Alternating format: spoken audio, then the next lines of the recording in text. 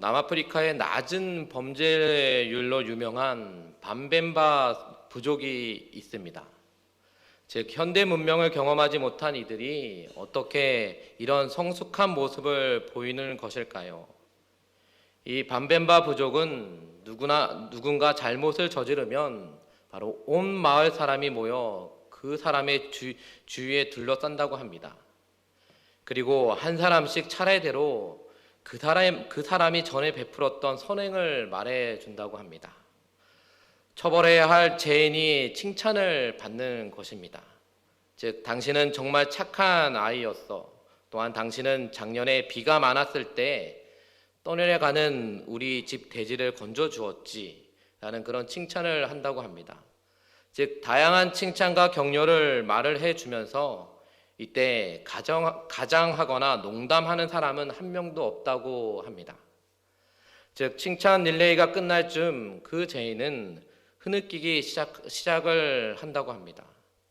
그러면 마을 사람들 모두 죄인을 바로 따뜻하게 안아준다고 합니다. 즉, 그의 죄를 용서하고 위로하며 어떤 격려를 하면서 이런 시간을 보내고 나면 바로 죄를 지었던 사람은 다시는 죄를 짓지 않는다라고 합니다. 그렇다면 저와 여러분들이 살고 있는 곳도 이와 마찬가지입니다. 우리에게 필요한 사람은 바로 크고 멋진 일을 해내는 완벽한 사람이 아닙니다. 어떤 일에든 맞서 싸우는 또한 사람도 아닙니다. 또한 자신보다 약하고 또한 부족한 사람을 위로하며 또한 하나님의 위로와 사랑을 겸손하게 전하는 사람이라는 것입니다. 즉, 잠시라도 신실한 마음으로 다가와 또 낙심하고 또 절망한 가슴과 어깨를 보듬어 주는 사람이라는 것입니다. 마음으로 듣고 또한 가슴으로 안아주는 사람이 되어야 합니다. 그러면 여러분들이 건넨 위로가 상대방에게 하나님의 음성으로 들린다라는 것을 우리는 깨달아야 합니다. 즉, 우리가 남에게 칭찬을 했을 때 그 칭찬을 받는 사람은 그것을 칭찬으로 받는 것이 아니라 바로 하나님의 음성이라는 것을 깨닫게 해줄 수 있다라는 것입니다. 누가요? 바로 여러분들이라는 것입니다. 그렇다면 타인의 잘못에 대해 정죄하고 또한 판단하지 않기 위하여 갖추어야 할 자세가 무엇일까요? 오늘 본문 말씀의 배경을 보면 산상수훈 말씀 가운데 예수님은 이 마태복음 5장과 6장에서 주로 하나님 나라에 합당한 백성이 지녀야 할 삶의 원리를 제시해 주고 있습니다. 이어서 7장에서는 실천적 규칙을 강조하고 계십니다. 우리가 금방 읽었던 7장 첫 단락인 1절에서 6절에서는 바로 타인을 함부로 비판하는 일을 금할 것을 말씀하고 계십니다. 하나님 나라에 합당한 백성의 모습은 타인을 비판하기에 앞서 그를 사랑으로 감싸주고 또 용서하고 또한 용납하며 예수 그리스도의 복음으로 인도하는 것임을 말씀하고 있는 것입니다. 또한 두 번째 단락은 7절에서 11절에서는 바로 기도의 원리와 그 태도에 대하여 말씀하고 있습니다. 예수님은 우리가 하나님께 기도하고 또한 간구하면 하나님이 들으시고 반드시 좋은 것으로 응답해 주신다고 말씀하고 있습니다. 또한 예수님의 기도는 기도하는 방법으로 구하라, 또한 찾으라, 두드리라 라고 말씀하고 있습니다. 이는 기도하는 자에게 요구되는 모습이 어떠해야 하는지 잘 보여주고 있는 것입니다. 예수님은 이러한 기도의 모습을 통하여 바로 겸손한 믿음과 또한 스스로 노력하는 태도, 그리고 기도가 바로 하나님의 뜻대로 이루어지기까지 인내를 해야 함을 또 말씀하고 있는 것입니다. 그렇다면 예수님은 왜 다른 사람을 비판하지 말라고 또한 하시나요? 또한 타인을 비판하는 자가 범하는 오류가 또 무엇일까요? 그 말씀 바로 1절과 5절 말씀에 요약되어 있습니다. 즉, 다른 사람을 비판하는 그 비판으로 자신도 비판받게 되고 또한 헤아리는 그 헤아림으로 바로 헤아림을 받게 될 것이기 때문입니다. 즉, 비판하는 사람은 형제의 눈 속에 있는 틴을 보면서 바로 자신의 속에 있는 들보는 깨닫지 못한다고 말씀하고 있습니다. 인간은 남의 죄로 쉽사리 발견해 지적하면서도 자신의 죄는 대수롭지 않고 악한 본성을 가진 존재이기도 합니다. 누구나 자기의 허물을 보지 못하면서 바로 남의 허물은 잘 보는 경향이 있습니다. 즉 남을 판단하는 기준을 자신에게 적용하지는 않습니다. 우리는 바로 타인의 죄와 허물을 질책하기 이전에 바로 나 자신에게 있는 죄를 먼저 다루어야 하는 것입니다. 내 눈 속에 들보를 지니고 있으면서도 바로 타인의 눈 속에 있는 티를 빼내려고 하는 것은 위선적인 태도이기도 합니다. 예수님은 우리가 비판하고 판단하지 말라고 할 이유를 말씀하고 계십니다. 2절 말씀에 너희의 비판은 그 비판으로 너희가 비판을 받을 것이요 라고 말씀하고 있습니다. 형제가 잘못을 범했을 때 바로 그를 용서해 주지 않고 심판하면 그 심판 때문에 우리도 마지막 날 하나님께 심판을 받을 수 있다는 것입니다. 그러나 그 반대로 하나님은 우리가 다른 사람의 잘못을 용서해 주면 우리의 잘못을 용서해 주신다는 것입니다. 또한 우리는 남을 비판하고 판단하기 전에 바로 나의 행동과 동기를 점검을 해야 합니다. 만일 누군가를 비판하고자 하는 마음이 생긴다면 먼저 스스로 동일한 비판을 받을 만한지 않는지 점검해야 한다라는 것입니다. 나 자신을 먼저 판단하고 또한 이웃은 사랑으로 용서하고 또 용납해야 한다는 것을 우리는 잊어서는 안 됩니다. 그렇다면 교회와 또한 일터와 가정 등에서 나는 판단하는 사람인가요? 아니면 용납하는 사람인가요? 그렇다면 나의 태도는 어떻게 바뀌어야 할까요? 예수님은 우리가 타인을 판단하기보다는 바로 나 자신을 돌아보고 점검하기를 원하고 계십니다. 판단하라는 이 말은 비판하다, 정죄하다라는 의미도 있습니다. 이는 바로 타인에게서 흠을 잡아내는 것으로 타인보다 내가 낫다고 생각하는 교만한 생각에서 나오는 행위이기도 합니다. 즉 타인에게 부족한 점이 있거나 아니면 그가 잘못을 저질렀거나 아니면 타락을 했을 때 사람들은 그를 비판하고 정죄하곤 합니다. 그러나 사람이 실수를 하거나 아니면 잘못을 저질렀을 때에 그를 비난하거나 아니면 비판해서는 안 됩니다. 오히려 사랑으로 손을 내밀어야 하는 것이며 또한 그 손을 내밀어 그가 일어설 수 있도록 도움을 줄 수 있어야 한다라는 것입니다. 그렇다면 여러분들은 어디에 속해 있습니까? 타인이 내 옆에 있는 사람이 성도가 잘못을 했을 때 그 잘못을 지적을 합니까? 아니면 잘못했다라고 막 입에 담을 수 없는 말을 합니까? 아니면 그에게 다가가서 손을 내밀어 주고 있습니까? 우리는 그 무엇보다도 예수님을 닮아간다라는 성도라면 아무리 내 옆에 있는 성도가 잘못을 했을지라도 그를 비난하는 것이 아니라 그를 용납하고 손을 내밀어 줄 수 있는 그런 믿음의 성도들이 되어야 한다는 것을 기억하시길 바랍니다. 즉 타인의 실수나 단점을 비판의 눈이나 아니면 심판의 눈으로 바라볼 것이 아니라 바로 예수 그리스도의 눈, 곧 긍휼의 눈으로 바라보아야 한다는 것을 우리는 기억을 해야 합니다.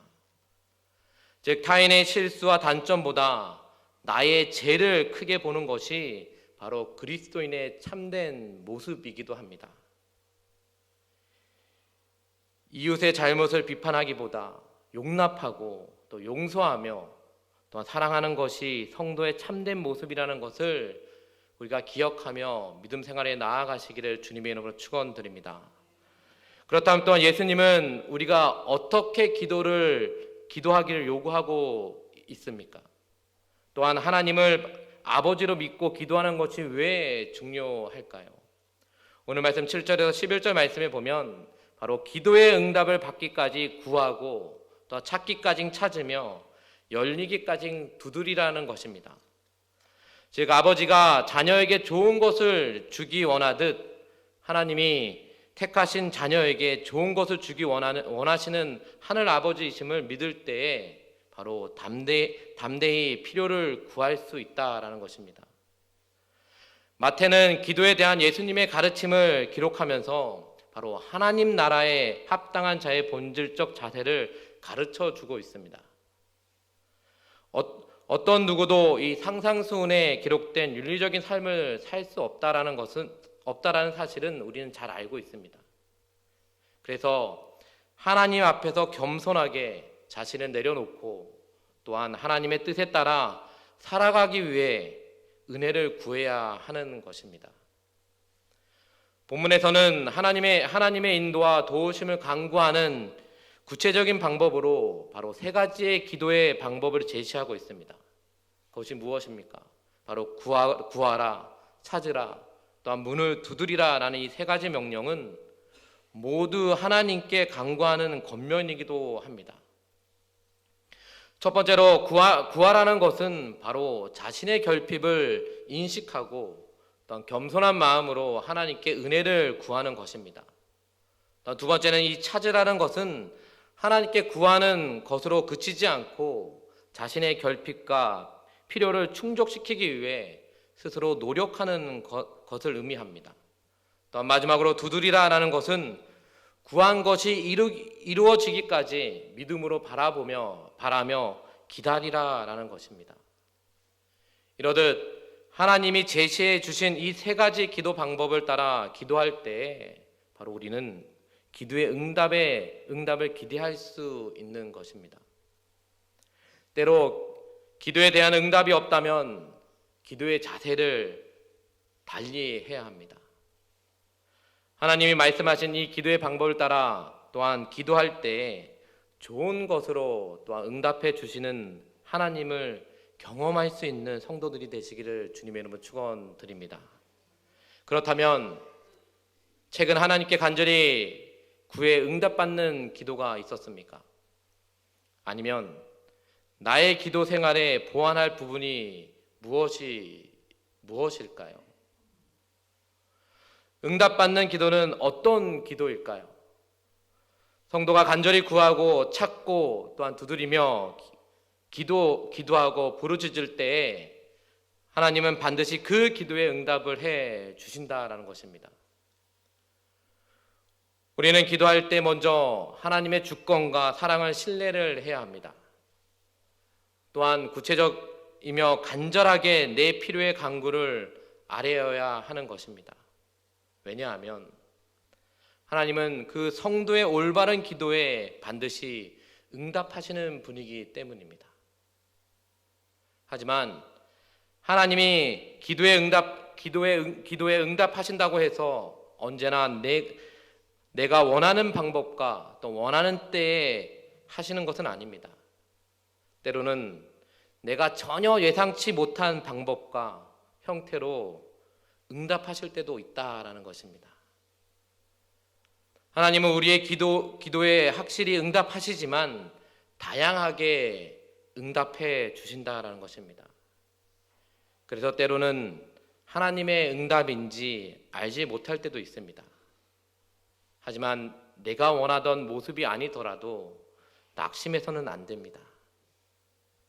우리는 바로 응답의 과정이 온전히 지날 때까지 하나님의 뜻을 알지 못합니다. 그 과정이 지나가고 결과가 나타날 때 비로소 하나님의 그 선하신 응답 가운데 자신이 있었음을 깨닫게 되는 것입니다. 그래서 우리는 기도 후에는 믿음과 또한 인내와 감사로 응답을 받아야 합니다.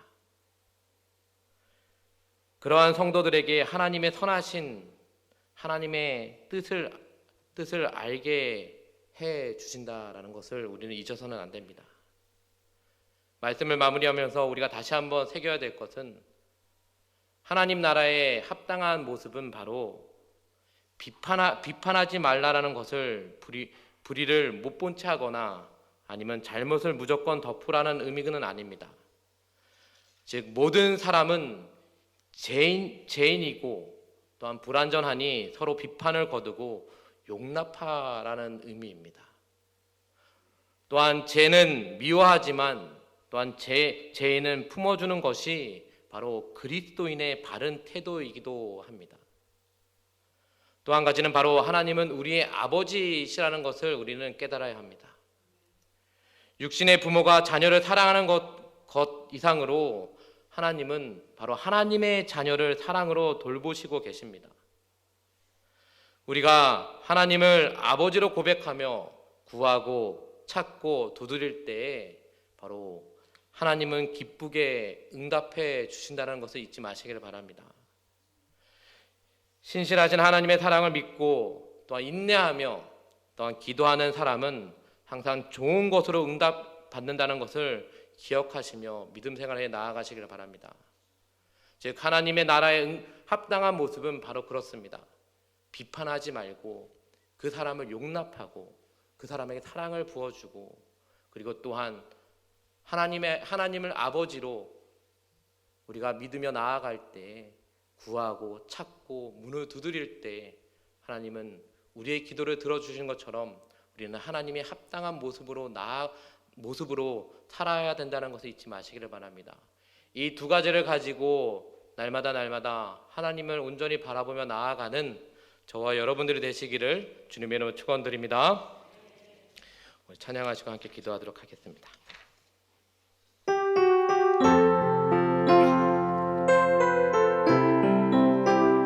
우리 가사를 생각하시면 함께 찬양하겠습니다. 내 모든 소원 기도의 제목 예수님 닮길 원합니다. 예수님 형상 날 잊기 위해 세상에 뭐 아끼지 않네. 예수님 닮길 내가 원하네.